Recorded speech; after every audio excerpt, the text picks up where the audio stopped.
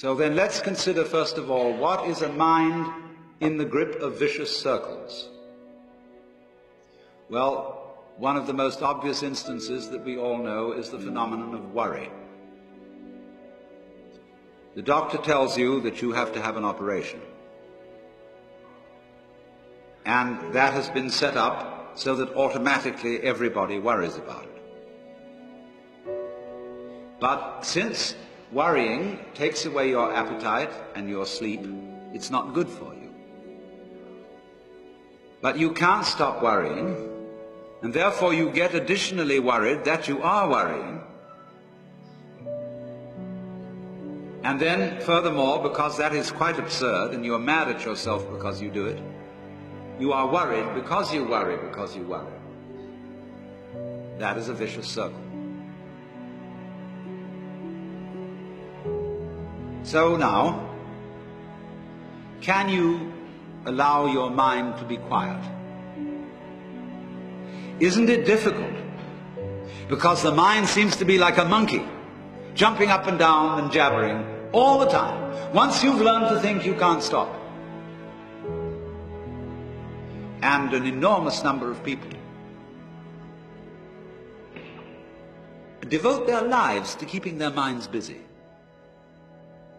and feel extremely uncomfortable with silence. When you're alone, nobody's saying anything, there's nothing to do. There's this worry, this lack of distraction. I'm left alone with myself, and I want to get away from myself. I'm always wanting to get away from myself. That's why I go to the movies, that's why I read mystery stories, that's why I go after to girls or anything that you do, or get drunk or whatever. I don't want to be with myself. I feel queer.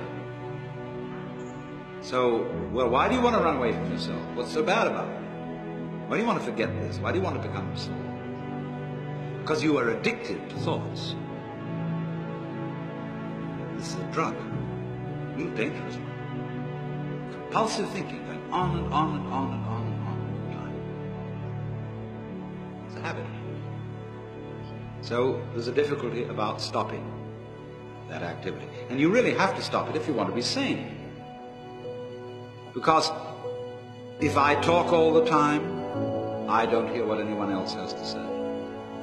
Then I'll end up in the situation of having nothing to talk about but my own talking.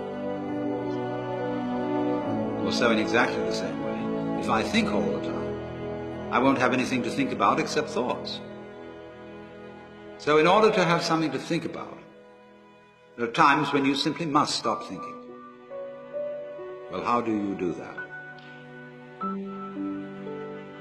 The first rule is don't try to.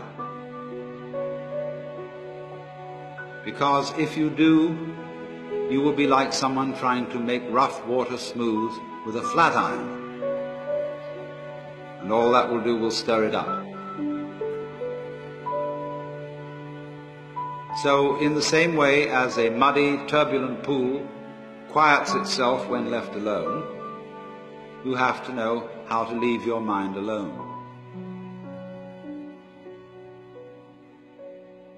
It will quiet itself.